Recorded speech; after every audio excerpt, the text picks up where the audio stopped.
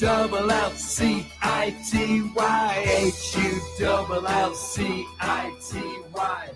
That's all we need.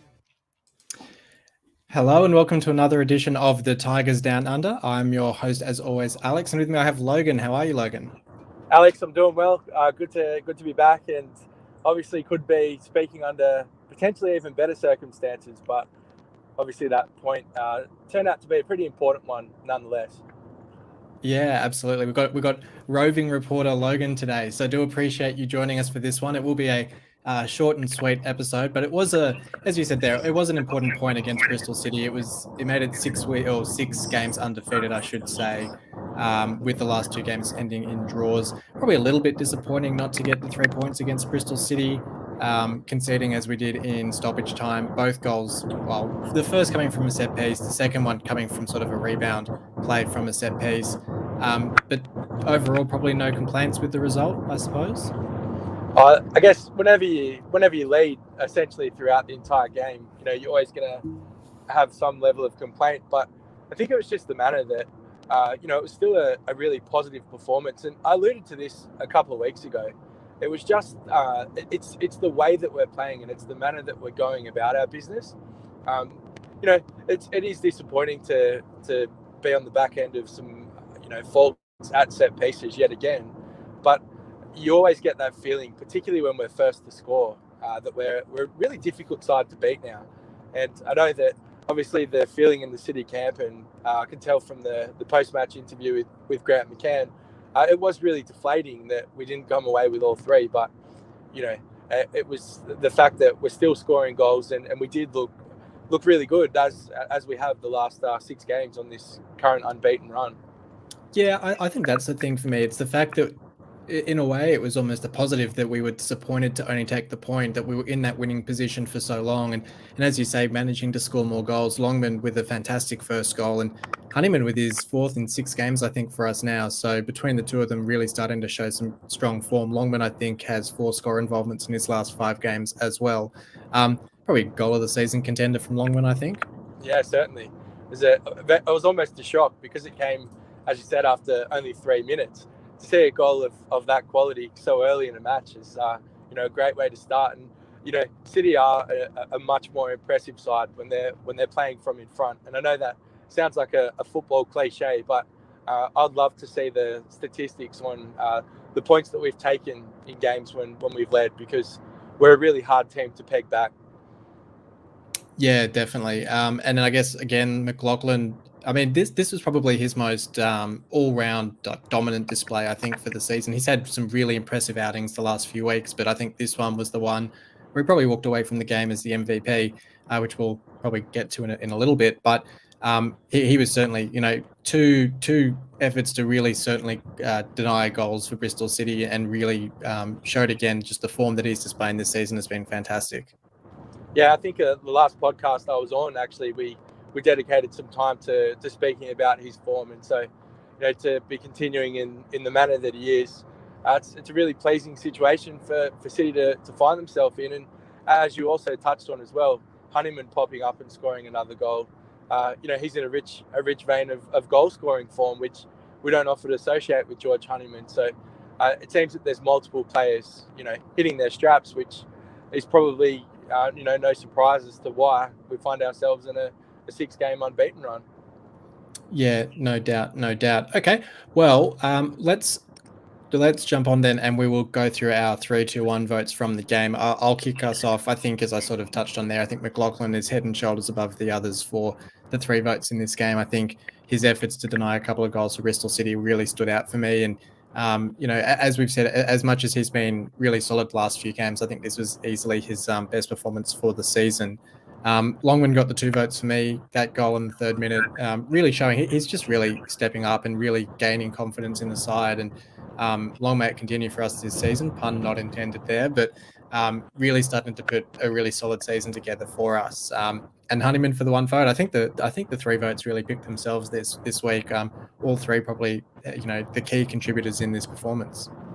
Yeah, absolutely. I'd love to split you and throw another name in the mix, but I think you've nailed it. It was a really straightforward 3-2-1 this week, and and I won't argue with any of your selections. The Fair one enough. notable thing is I really did appreciate the somewhat Tom Eaves assist in the build up Yep. for the honeymoon goal as well. Yeah, no, that's a good shout. We didn't really touch on that, but that ball across the box was brilliant. Yeah, and I probably wouldn't go as far as enough to hazard that it was worth a point in the man of the match performance, but just an honourable mention. But I'll match you on your 3-2-1s. No doubt, yeah. Just a really brief comment on the off-field news. There was an article in the Hull Daily Mail that looks like the director of football that's incoming with the takeover bid is Tan Kessler. Don't know a whole lot about him. It looks like he's a pretty well-connected guy in the world of football. Has connections with players like Ilkay Gundogan at Man City. Jamie Vardy, I think, has been involved with some of his work previously as well. So seems to be. We've always said for years that you want to have someone who knows football in the club, running the club day to day, and to have someone of that standing coming in sounds really promising. It really does, and I mean I've been very very careful to speak on the takeover issue in the last few weeks, just because it is such an unknown, and I know that we are really excited and optimistic about the changes that are forthcoming. But as you mentioned, if you've got an appointment of that pedigree and that nature coming to the club, then whilst it's nothing guaranteed, it certainly does seem like a very positive and big appointment to get the fans feeling inspired about what potential is around the corner and what may be to come. Yeah, certainly. And I think he was in attendance at the game on the weekend against Bristol City. And my understanding is that he's watched all of our other games this season remotely. So seems to bode pretty well if he's already quite familiar with the side. And they'll be able to hit the ground running when that does eventually go through. Okay, well, what we might do is we'll skip that the triple flashback feature for this week. We'll bring that back for next week's podcast after our Christmas special with the Hollenbach boys. And we'll jump on straight to the preview of a pretty important game this weekend against Nottingham Forest, who themselves are in some really fantastic form as well. I think in fairness, they've only won 2 of their last 5, but sitting pretty well in the table. They did knock off Swansea in their last game as well, which was pretty impressive, and have won 3 of their last 5 against us, or I think are undefeated in 3 of their last 5 against us. They're managed by Steve Cooper now, who did take over from Chris Hughton near the start of the season after a pretty poor start to the season. And I guess that sort of emphasises, if you want to think of who their most important player is at this point of the season, given the fact that they had such a poor start to the season with this group of players, to have that turnaround under Steve Cooper probably highlights that if anyone's the most important person in that side, it's probably Steve Cooper. Yeah, and that's a really interesting, a comment to make, given the fact that it was, as you said, Chris Hughton, nonetheless, who's an incredibly reputable championship manager, certainly, and has got Premier League experience. So, well done to them. And as you mentioned, I think that Forest have been somewhat of a bogey side for us in recent times, and if we are to keep rolling and to add to this six game unbeaten run.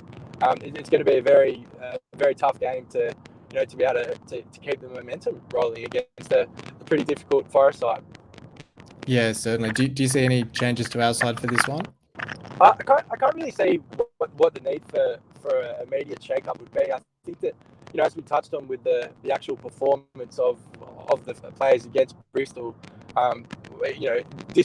discounting the obvious set piece woes. I'm not too sure that Grant McCann would be in a hurry to unsettle a lineup that as we mentioned has had is in a pretty positive run and he's experienced some late success. So I can't really see the need to do anything rational, and there's no one coming back. I think that really forces a change. So maybe Tyler Smith up top for I guess Wilkes, maybe. Yeah, I think that may be the case, but we talked a few weeks back about the fact that Wilkes was kind of out of form, certainly, and wasn't really scoring. But he got that long range goal last week, and it hasn't really. I don't think in the way that McCann has seemed to stick by him would warrant a change, or at least a direct change. I think we're likely to see Tyler Smith come off the bench. But I'd be really surprised if Wilkes wasn't to start, personally. Fair enough. And how do you see this one going? Do you see us being strong enough to grab? I could maybe see a draw out of this. I think we're in pretty imperious form at the moment ourselves, but it's a real test. Yeah, it really is. But I think the one thing about coming away from that Bristol game is, if anything, it's probably inspirational for the feeling in the camp. Given that we certainly were robbed of 3 points. That would be the feeling, not the sense that we got a fair point or a fair result. So I think, given that, I know that it is a tough game, and I definitely do see Forest as a very stiff challenge. But I wouldn't be surprised to see if we kept rolling and got 3 points out of this. So I'm gonna back us for a 2-1 win. Wow, pretty confident. Yeah, I wouldn't be surprised, to be honest. And I mean, I guess maybe that sounds a little bit arrogant to sort of be saying that after the run that we've had to start the season. But I honestly think, looking at especially the last 2 performances against Reading and Bristol City, and just the confidence that we've had passing the ball around, the way that we've attacked them, the chances that we've created, the goals that we've scored, shows that we're in pretty good form and a pretty confident side. And as you said, the fact that we haven't made a change to the side for the last 3 games now, I think, shows that it's a pretty settled side, and the players would be feeling pretty confident in their abilities as well. And it's not as if there's no one sort of pushing them for spots either. So I think the players will know that they have to keep performing to keep their spots in the side. And it all sort of combines, or all sort of leads to a pretty strong side in pretty confident form. I think I saw the highlights of the win over Swansea the other day, and I mean, Forest played well, but I think Swansea themselves are kind of slipping down the table at the moment. They're not in very good form. So I think, there's not too much to read into that victory in that sense. And it means that the Forest side are there for us to get at. We shouldn't be scared of them. And when you consider that our last loss was a 1-0 loss to West Brom 6 weeks ago, there's not really any reason that we should fear a side in this division. No, absolutely not. And as we've been accustomed to with the last decade plus, we know what to expect in the championship, and we know that going on any momentum run like we're experiencing at the moment is a very difficult thing to do. You get challenges thick and fast in the championship, and so for a team like Swansea to be sliding down the ladder, it's not a surprise to us. And fair play to Forest, but when you do have these runs of momentum, they're incredibly important for making that the playoff picture next season. And I mean, if you look down the league ladder now, I think it's only 10 points that separate us and 6th place, which a month ago you would have found very difficult to even be mentioning City in the playoff picture. And all of a sudden you start to pick up a couple more wins against teams that are in the playoff picture themselves, and all of a sudden you've got yourself a very different objective. And we speculated a little bit last episode that let's not get too far ahead of ourselves, but it is a possibility. And I still feel that way after the Bristol result. And tell you what, 3 points against Forest at the weekend, and you can certainly start to look up the table then.